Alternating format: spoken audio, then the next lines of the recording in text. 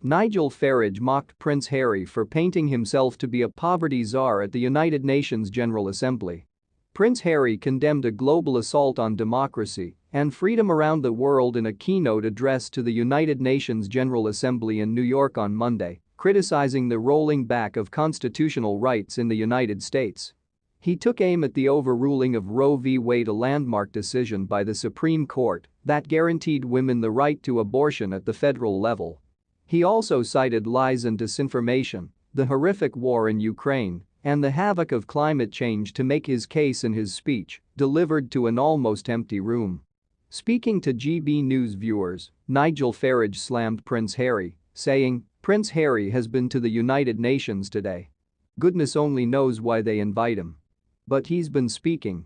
He's been laying into the decisions of the Supreme Court in the USA to make abortion rights, as they decided, at the state level and by voters as opposed to it being part of federal law.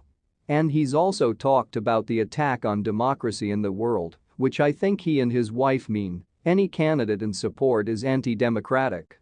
But just to cap the lot to an empty room of the UN, and I'm pleased to say Prince Harry has been talking about poverty in Africa, a man who's never had to do a day's work in his life, who travels around the world in a private jet, who's got a big advance on Netflix. And he's now czar of poverty in Africa.